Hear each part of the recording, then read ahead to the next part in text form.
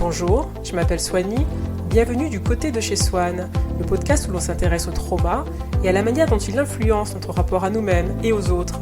Chaque semaine sera l'occasion de questionner nos évidences et de pourquoi pas retrouver la naturalité de notre présence au monde. C'est chaque semaine sur Spotify, c'est parti! Bonjour à tous, je m'appelle Swanny Kanga, on est reparti pour un nouvel épisode dans cette voie d'exploration intérieure post-traumatique. Qui eût cru qu'il y ait tant à dire, tant à découvrir, tant de pierres à retourner, qui eût cru que le trauma de l'enfance avait tant de ramifications dans nos relations amicales, amoureuses, dans notre carrière, mais aussi dans notre fonctionnement cognitif. Épisode après épisode, on remarque qu'après le trauma, on ne voit plus le réel, on voit encore le trauma partout, tout le temps. On régurgite son idéologie, bien que rien de cela ne soit transparent à nous-mêmes. Et puis le sujet du jour va le montrer à nouveau, puisqu'on va parler docilité, abnégation et servitude, un fonctionnement qui est très éloigné de notre nature première, surtout en tant qu'enfant. Et lorsqu'on arrive à l'âge adulte, qu'on est échoué à l'âge adulte avec un besoin irrépressible de se soumettre, d'accommoder tout le temps, d'être conciliant par défaut, quelque chose s'est produit. Une forme de programmation qui alerte sur une cassure de la volonté première. Pour explorer ce sujet, c'est Pete Walker, psychothérapeute américain et auteur de CPTSD, From Surviving to Thriving, qui va nous servir de fil conducteur.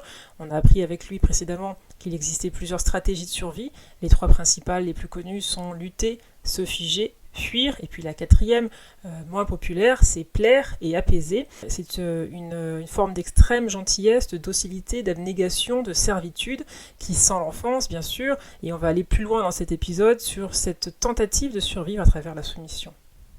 Donc pour rappel, les stratégies de survie sont, comme leur nom l'indique, utiles et salutaires. La particularité avec le stress post-traumatique complexe, le CPTSD, c'est qu'elles quittent la courte temporalité d'un danger précis et ils vont se prolonger dans le temps. Elles vont devenir une personnalité par défaut, puisque dans ce CPTSD, le stress et la survie sont presque toujours activés. Donc le traumatisé va utiliser le fight, flight, freeze and fawn comme réponse régulièrement, quasiment dans son quotidien.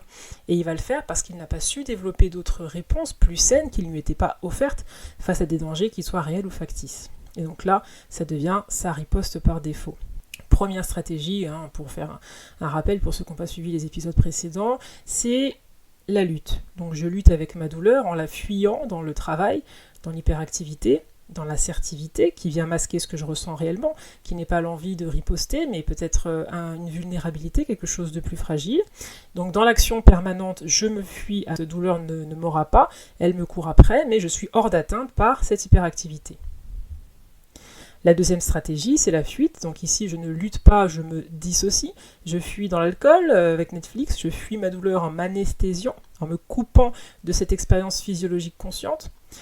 La troisième, c'est l'immobilisation. C'est encore différent de la fuite, puisque dans la fuite, il y a du mouvement, alors que dans l'immobilisation, j'ai déjà renoncé à me battre, j'ai renoncé à lutter, je m'effondre, je tombe dans la dépression, dans l'apathie, et j'attends la fin. Et puis la dernière stratégie, on l'a dit, quatrième stratégie adaptative, c'est la docilité, fawning, plaire et apaiser.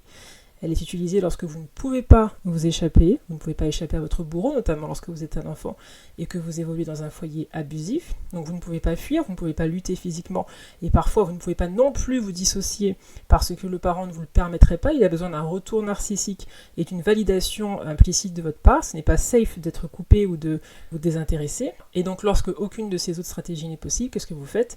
Eh bien, vous tentez de neutraliser la dangerosité parentale en prétendant ne pas être un fardeau, ne pas avoir d'opinion, de besoin, de colère ou de peur. Vous devenez l'enfant facile, l'enfant utile, celui avec lequel il est évident de composer, celui qui ne vous pose pas de problème, et vous entrez de force dans une forme de codépendance. Mais pas codépendance dans le sens où on l'a évoqué dans les épisodes précédents, c'est-à-dire dans le sens sentimental, parce que dans le couple, comme on l'a vu, il est requis d'être dans un lien de codépendance sain. Et la science vient en renfort pour nous le démontrer, on l'a vu, si vous n'avez pas écouté l'épisode, je vous le recommande. Mais là, je vous parle de codépendance dans le sens traumatique du terme, c'est-à-dire que la codépendance dans ce cas-là, c'est un syndrome d'auto-abandon, de totale abnégation. C'est une codépendance qui prend racine dans la peur, qui vous prive de la capacité d'exprimer vos besoins. Donc cette codépendance, ça n'a rien à voir avec l'illusion de dire « je n'ai besoin de personne, je suis indépendante ».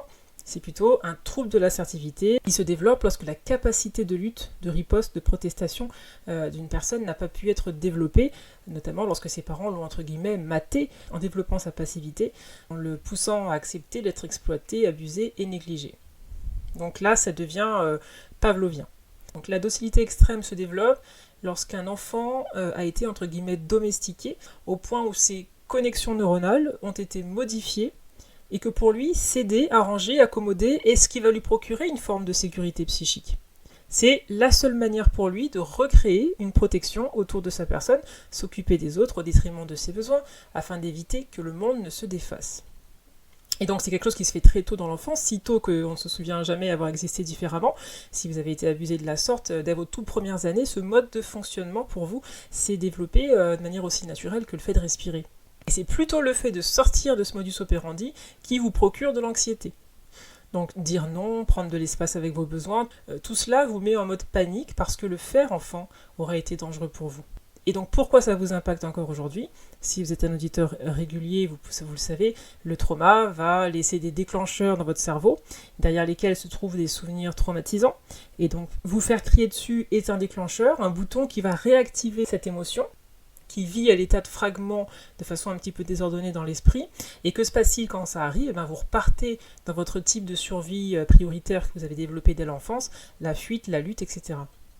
C'est pour ça que la thérapie, les livres, l'introspection, tout cela est utile pour vous éloigner de ces réactions primitives qui ne sont plus efficaces aujourd'hui et qui ne sont plus adaptées à votre vie d'adulte.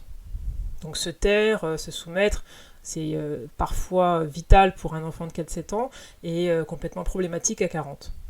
Sauf que tout cela est collé et il s'agit de désautomatiser ces réponses instinctives qui pensent encore vous protéger alors qu'elles vous figent et elles vous rendent prisonnier.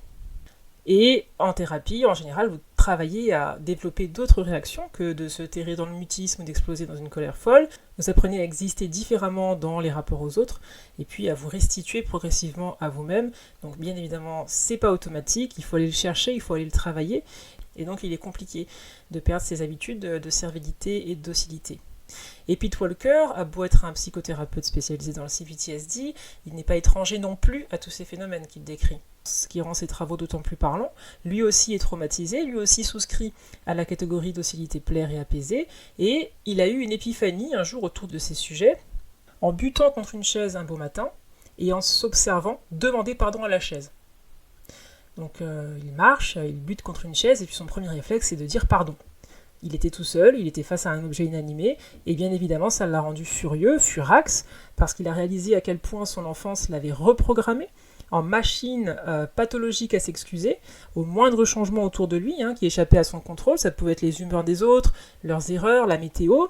Il ressentait une profonde anxiété qui provoquait un flashback émotionnel, une réminiscence de son enfance et du rôle qui lui était assigné alors.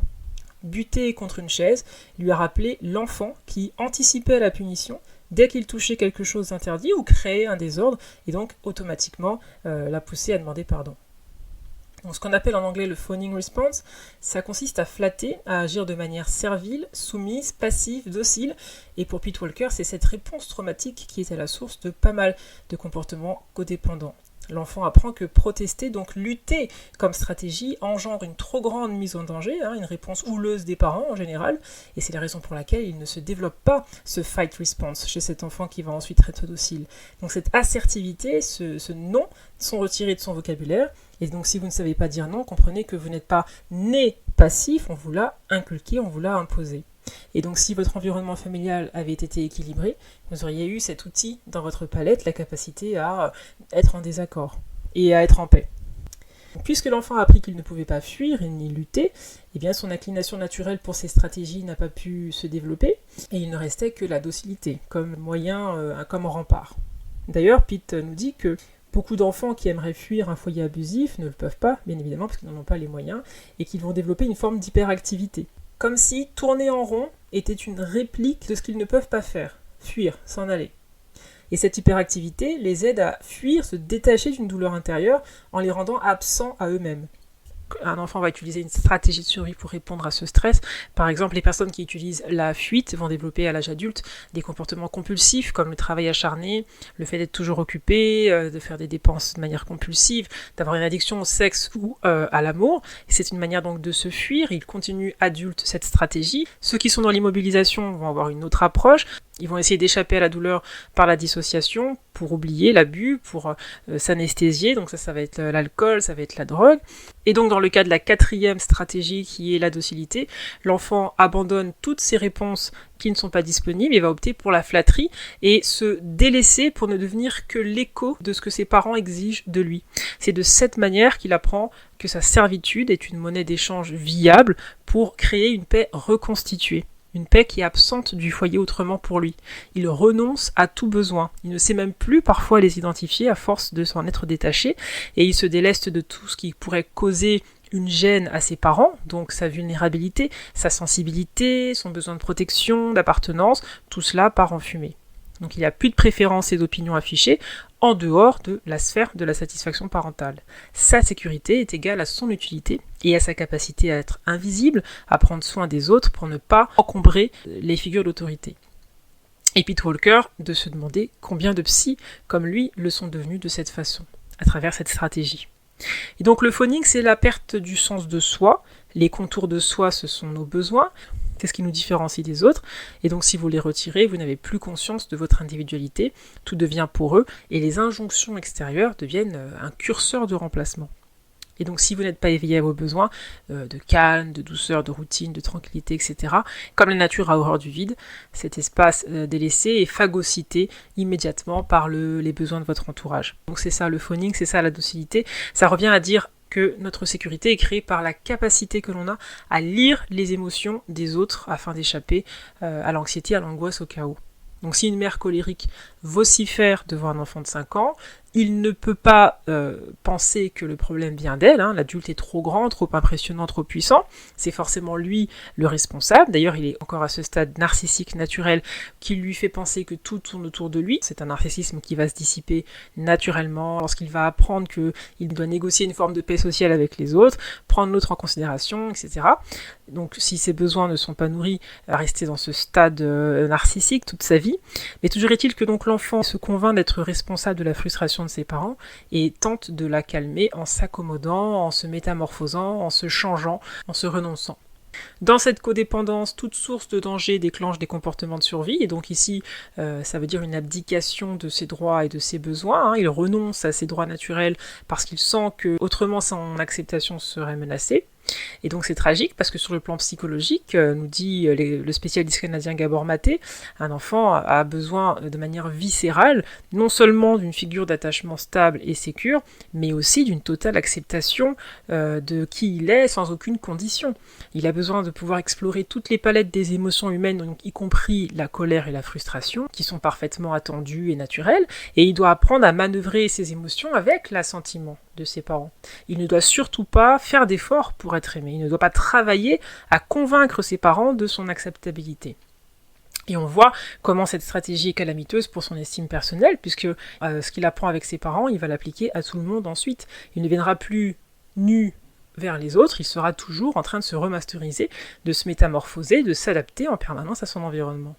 Donc le message c'est tu ne conviens pas, tu es responsable de ce qui se passe autour de toi, et c'est rendu encore plus tragique par l'impact qu'un tel auto-rejet a sur la santé physique, puisque, comme on le verra avec Gabor Maté lorsqu'on explorera son livre Mythe de la normalité, le corps et les émotions ne sont pas séparés.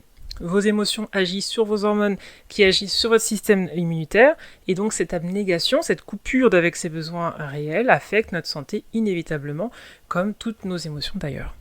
Et donc lorsque vous êtes conditionné de cette manière, vous êtes docile, vous êtes une personne loyale envers votre entourage, puisque vous cherchez à recréer ce sens de sécurité vers votre utilité, votre docilité, même si finalement le reward, la récompense est occasionnelle, même si votre entourage vous maltraite. Votre réponse adaptative est davantage liée à ce câblage neuronal dont on a parlé, plutôt qu'au comportement des autres, le comportement avéré. Plus ils sont abusifs et violents, plus vous augmentez votre dose de docilité dans l'espoir d'aplanir les choses. Donc lutter, qui serait ici approprié, n'est pas votre réponse disponible. Si on vous attaque, vous accommodez, vous arrondissez les angles plutôt que d'utiliser cette réponse occasionnellement sans que cela ne vous coûte autant. C'est votre go-to, donc, quand on vous menace, quand on vous malmène. On peut avoir des stratégies secondaires, mais si votre réponse première, c'est la docilité, eh bien, ça veut dire que c'est la seule ressource disponible sur le plan cognitif pour vous lorsque vous vous sentez en danger à cause de l'apprentissage que vous avez eu dès l'enfance. Et donc, c'est intéressant de se demander dans votre entourage quelles sont les personnes qui vont vous pousser à vous adosser à cette stratégie. Si à chaque fois que vous voyez quelqu'un, vous avez tendance à vouloir vous aplatir plutôt que de vous juger durement, peut-être pouvez-vous vous interroger sur les raisons de cette réactivation à travers cette relation. On rappelle que le phoning est donc créé par un abandon parental qui est extrême, et qu'est-ce qui, dans cette dynamique, va en réactiver le souvenir ? Pete Walker nous dit qu'un enfant très négligé expérimente le manque de connexion comme étant traumatisant, et va donc répondre à cette anxiété en surdéveloppant la docilité. Et donc peut-être que cette relation qui vous pousse à être docile vous rappelle cette indifférence parentale. Toujours est-il que lorsqu'un enfant réalise qu'être utile et ne rien demander lui fait obtenir une attention de la part de ses parents, eh bien il développe et automatise le mécanisme de la codépendance. Et donc dans les conversations, ça donne quoi ? Ça donne des personnes qui cherchent l'acceptation en écoutant, qui invite l'autre à parler plutôt que de risquer d'exposer ses pensées et ses sentiments, qui posent des questions pour garder l'attention hors d'eux-mêmes, parce que leurs parents leur ont appris que parler était dangereux, que leurs mots pouvaient se retourner contre eux, et qu'ils pouvaient prouver qu'ils étaient donc indignes et n'avaient pas de valeur. Le fonctionnement implicite ici, c'est de se dire que c'est plus safe d'écouter que de parler, c'est plus safe d'être d'accord, d'offrir de l'aide et non d'en demander, et de laisser l'autre en monologue plutôt que de s'exprimer, de laisser le choix à l'autre plutôt que d'exprimer des préférences, parce que c'est la manière vague dont ils arrivent à répondre à leurs besoins en s'occupant des autres. Et donc vous remarquerez que si la docilité est votre stratégie de survie prioritaire, tout le monde ne l'active pas forcément. Les personnes avec lesquelles vous vous sentez totalement sécure ont une version différente de vous. Vous pouvez même leur couper la parole, objecter, débattre avec férocité, comme si vous aviez un autre aspect qui s'activait à ce moment-là, et on voit bien avec cette alternance qu'il s'agit d'une stratégie et non de votre nature réelle. Votre nature réelle, elle apparaît lorsque vous êtes en sécurité, que vous ne vous sentez pas menacé. Lorsque vous vous sentez menacé, ce que l'on voit, c'est un mécanisme de survie qui est instinctif et qui est propre à notre espèce, qui est donc impersonnel et indifférencié. Je le vois moi-même avec ma combinaison fight-fawn, lutte, docilité, qui est ma stratégie prioritaire et secondaire. Je peux être très grande gueule et assertive, ou à l'opposé, trop accommodante et conciliante au détriment de mes besoins. Mais dans un environnement qui est 100% sécure, tout cela disparaît.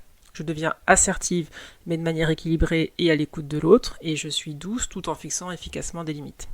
Et puis Pete Walker se demande ce qui se passe si vous mettez donc deux personnes dociles dans un first date.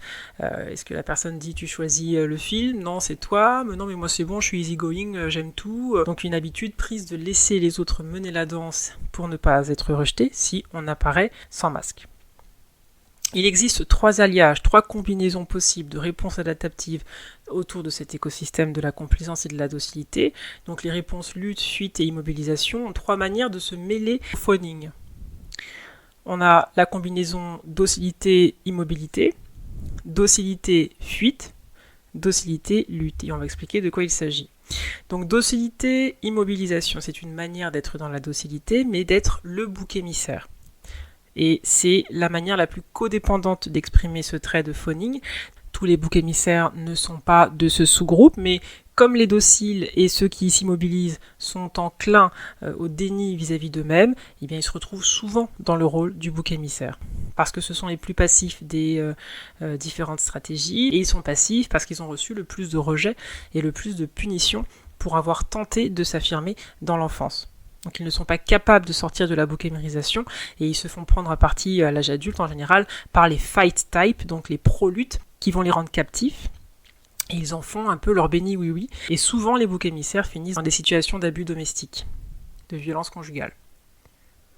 Et c'est un peu compliqué parce qu'ils ne se reconnaissent pas forcément eux-mêmes, ils ne sont pas conscients d'être dans des situations d'abus. Au lieu de ça, ils s'accusent eux-mêmes, comme ils faisaient dans l'enfance. Et beaucoup de narcissiques savent quand les arroser d'attention lorsqu'ils sont sur le point de vouloir partir. Et lorsqu'une personne narcissique donc, va se montrer charmante, elle va savoir donner la chaleur travaillée, trafiquée, occasionnelle, mais la chaleur quand même à cette personne qui souvent n'en a jamais reçu autant dans toute son enfance. Et lorsque la personne a mordu à l'hameçon, cette chaleur disparaît et il les affame sur le plan affectif pour les contrôler. Et donc ces personnes ont tellement été obligées de renoncer à leur instinct de protection qu'elles se retrouvent piégées dans un sentiment d'impuissance acquise.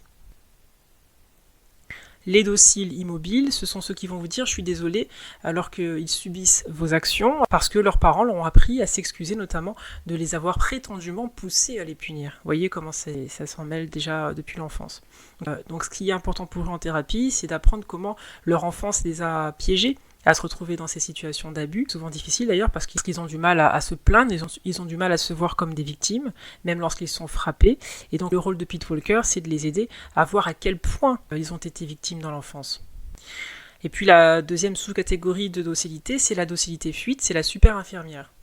C'est l'infirmier ou l'assistant qui va bosser du matin au soir en s'occupant des besoins de tout le monde dans son foyer et puis dans sa boîte et dans son entreprise et pas vraiment des siens.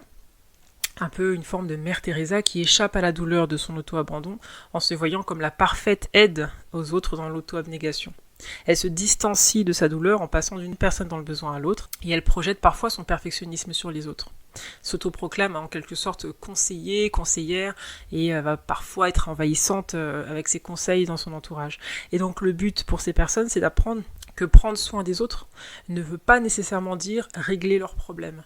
Surtout quand la personne que l'on tente d'aider est dans la douleur, la plupart du temps dans ce cas-là, elle a simplement besoin de notre empathie, de notre acceptation, de l'espace qu'on peut donner à sa douleur et de la possibilité de se relâcher sur le plan verbal. Et Walker précise également que certains états ont simplement besoin de temps pour guérir et qu'il faut donc laisser les gens se sentir mal et simplement accepter de les aimer de cette manière et puis accepter également qu'on a tous des limitations. Et puis également accepter que certaines limitations ne sont pas transformables, donc ne pas mettre de pression à nos proches pour toujours être en train de guérir. Et pour sa part, Pete Walker, lorsqu'il donne des conseils, les accompagne de take it or leave it, un petit peu à prendre ou à laisser, histoire de ne pas revenir dessus en permanence. Il les donne une fois et pas deux, et puis il s'assure surtout que la personne devant lui ait envie de ce feedback. Et puis troisième sous-catégorie de la docilité, c'est la docilité lutte, la mère envahissante. Elle peut être agressive, cette personne, dans sa tentative d'aider les autres, parce que pour elle, aider veut dire changer, et donc elle peut aliéner son entourage en exerçant une pression dans le but de les forcer à suivre ses conseils. Et cette sous-catégorie est beaucoup trop focus sur son entourage, elle répète son rôle de serviteur de l'enfance dans le présent, même si son utilité est moins égoïste que la catégorie du dessus, mais son zèle va donner l'impression qu'elle vous aime à la folie. Et puis lorsqu'elle a un flashback, cette personne va devenir manipulatrice, coercitive et va exiger que vous vous conformiez à ce qu'elle attend de vous, ou alors se frustrer. Ça peut même parfois être apparenté à du trouble borderline, sauf que la différence, nous dit le psychologue, c'est que le trouble borderline s'accompagne d'un narcissisme qui n'est pas présent là, dans cette catégorie docilité-lutte. La personne cherche réellement l'intimité. Et donc comprendre comment le rôle que distribuent les parents dans l'enfance influence notre comportement est la clé de beaucoup des patients de Pete Walker, puisque leur codépendance vient de ces constantes attaques de leur figure d'autorité, de la honte qu'elles projetaient sur eux lorsqu'ils osaient émettre un besoin, une préférence, quelque chose qui était tout de suite taxé d'égoïsme, y compris lorsqu'il s'agissait de quelque chose de très basique. Au point où, lorsqu'ils s'intéressent à eux aujourd'hui, ça les met en panique, en anxiété, ils ne se sentent pas légitimes à le faire à cause de cette programmation. Ils ont peur d'être attaqués dans leurs droits, et donc ça les pousse à renoncer à leurs limites, à leurs besoins, etc. Et donc comprendre cette dynamique est nécessaire, mais c'est pas suffisant, puisqu'il faut encore ensuite appliquer l'assertivité. Et Pete Walker a pu remarquer que durant ses dates, par exemple, il se plaçait lui-même, malgré tout son bagage intellectuel, dans le rôle, inconsciemment, du super écoutant. Il n'avait pas grand-chose à dire sur lui-même, en tout cas pensait-il, et il a eu du mal à briser ce pattern, cette habitude, même en tant que professionnel. À chaque fois qu'il essayait de parler de lui, ça l'activait, donc il préférait se dissocier, et donc il régressait dans cette sécurité factice qui consiste à s'effacer, à s'invisibiliser, et puis à laisser la place à l'autre, parce que c'est plus safe sur le plan de l'identité. Et donc sa psy lui a donné des petites astuces, notamment mettre des mots-clés sur sa paume de main pour reconnecter son cerveau gauche, le cerveau rationnel, pendant ses dates, et pour l'empêcher de basculer dans le trigger donc, qui vient du cerveau émotionnel. Mais il a surtout compris pourquoi il avait tendance à attirer les narcissiques les uns après les autres. Ces personnes le choisissaient parce qu'il les laissait être dans leur monologue. Et il pense avoir sûrement rencontré des personnes sympathiques et équilibrées, mais qu'ils ne l'ont pas rappelé parce qu'elles n'ont pas vu de relief, parce qu'il se cachait et qu'il était dur à apercevoir réellement. Et comment on sort de ce piège consigné dans nos cellules ? Eh bien la réponse, selon lui, c'est d'apprendre à cohabiter avec la peur. Comprendre que si vous êtes un people pleaser et que votre cerveau est endoctriné pour servir, à chaque fois que vous tenterez de vous extirper de ces mécanismes, votre cœur va accélérer, vos mains seront moites, votre voix va trembler, votre cerveau aura l'impression que vous vous mettez en danger comme si vous aviez 5 ans face à un parent tout-puissant. Et pourtant, nous dit-il, la peur est le chemin. Feel the fear but do it anyway. L'assertivité se pratique, et comme la première fois que vous faites quoi que ce soit sans expérience, eh bien les premiers résultats seront hasardeux, médiocres, calamiteux peut-être, mais sortir de ce phone type implique de ne plus se dissocier de l'inconfort et de s'entraîner à développer un autre répertoire comme réponse à l'anxiété. Donc en d'autres termes, confronter la peur de se révéler, d'être vu. À l'époque, on était trop petit pour être assertif, mais ce corps d'adulte, sa voix d'adulte, sa puissance d'adulte doivent rassurer lorsqu'on est face à un trigger. Le trigger va passer, son illusion d'insignifiance passera avec lui, et on va pouvoir composer rationnellement avec tous ces déclencheurs en apprenant à protester, en apprenant à utiliser d'autres stratégies, utiliser la stratégie de lutte et donc d'assertivité. Et ce sens de soi donc se construit. Dans la pratique, on utilise le cerveau rationnel qui nous dit de nous imposer. On anticipe que le cerveau émotionnel va déclencher un tas de signaux biaisés et on avance malgré tout. On développe une réponse de lutte saine, une affirmation de soi avec le courage nécessaire que l'adulte peut désormais mobiliser. Et l'objectif, c'est de développer des relations qui seront équitables, qui seront réciproques et à l'intérieur desquelles vous apparaîtrez pour qui vous êtes réellement. Et donc on peut s'entraîner mentalement, nous conseille-t-il, on peut repenser à des moments du passé par exemple où on a été docile au lieu de s'affirmer et refaire la scène en mode averse avec de l'assertivité, de l'affirmation de soi pour renforcer ce muscle intérieur, même si y repenser peut être parfois activant à ce passé où la docilité était de mise. Rester présent dans cette affirmation de soi à travers des jeux de rôle. Et donc le but de tout cela, c'est apprendre à ne plus fuir la peur, la ressentir, ne pas la considérer comme un obstacle valable pour arrêter. Et plus le cerveau vous verra faire, plus il vous laissera dupliquer l'expérience, puisqu'il s'apercevra que la mort ou l'annihilation n'a pas eu lieu. Et vous pourrez progressivement dans votre processus refuser de trop donner, de trop faire de compromis, mieux gérer les flashbacks émotionnels, moins compatir avec les opinions de tout le monde autour de vous. Donc vous apprendrez à rester présent à l'intérieur de vous-même. Beaucoup ont survécu en étant branchés sur leurs parents pour savoir ce qui pouvait les apaiser. Certains à la limite de la médiumnité, tellement leur scanner, leur capacité à scanner les émotions, les attentes et les humeurs est grande. Mais il s'agit aujourd'hui de déconstruire ces processus en apprenant à rester dans leur propre expérience corporelle, leur propre expérience cognitive, plutôt que de constamment projeter leur attention à l'extérieur pour lire ce que les autres pourraient attendre d'eux. Et l'auteur a d'ailleurs observé que le degré avec lequel un patient essaye de lui plaire est proportionnel au degré de dangerosité qu'avaient ses parents. Et guérir implique de devenir conscient de toutes ces projections, de cet effet miroir qui consiste à matcher émotionnellement ce qui se passe autour de nous et réduire l'habitude d'être d'accord avec son entourage. Réduire le mimétisme verbal donc comme premier accomplissement, mais aussi réduire le mimétisme émotionnel lorsqu'il est inauthentique. Donc qu'est-ce que c'est que le mimétisme dysfonctionnel ? C'est celui qui consiste à prétendre être amusé lorsque quelqu'un a fait preuve de sarcasme et vous a blessé, ou alors rester accommodant et aimant vis-à-vis d'une personne qui vous punit symboliquement. Ou encore pardonner lorsque quelqu'un est blessant de manière répétitive. Vous voyez, tout ça, c'est quelque chose de dysfonctionnel parce que la réaction authentique ne correspond pas à celle que vous exercez à ce moment-là, parce que vous êtes prisonnier d'une stratégie de survie. Sortir de ce comportement implique un travail d'individuation émotionnelle. Et là, c'est le moment de parler de la pleine conscience, de l'introspection, de la méditation qui permet d'exister en tant que soi pour soi, de prêter attention à ces signaux subtils, à son corps, à ses humeurs, à son état, pour créer cette individuation. Dans la guérison, donc, on apprend à mettre la limite qui nous permet de rester vrai, avec notre propre expérience émotionnelle. Et puis plus on avance dans cette guérison, plus on a la capacité à exprimer l'attitude qui correspond à notre émotion réelle. C'est-à-dire que on peut être empathique, on peut pleurer et rire avec les autres, mais on peut résister aussi à la pression de prétendre que l'on ressent toujours la même chose que les autres. Donc l'individuation consiste à ne pas rire lorsque ce n'est pas drôle, et lorsqu'un ami est down, à ne pas prétendre que vous l'êtes également, mais savoir faire preuve d'empathie tout en restant ancré dans votre propre émotion. Et dans son expérience thérapeutique avec ses patients, il s'est rendu compte qu'il n'avait pas besoin d'avoir l'air déprimé lorsque eux l'étaient, que ça n'aidait pas le processus thérapeutique, qu'il pouvait faire preuve d'empathie tout en restant à sa place et dans l'expérience physique qui était la sienne. Il y a tout un travail de guérison à faire pour en arriver à ce stade-là, sachant que donc la guérison est un continuum, c'est quelque chose qui se fait dans le temps, et lui qui a donc été l'auteur d'un des livres les plus lus dans l'univers de la psychologie, explique avoir dû attendre une trentaine d'années avant de réellement être à l'aise avec cette histoire de codépendance et se sortir de certains mécanismes et se sentir sécure, se détacher du besoin d'approbation.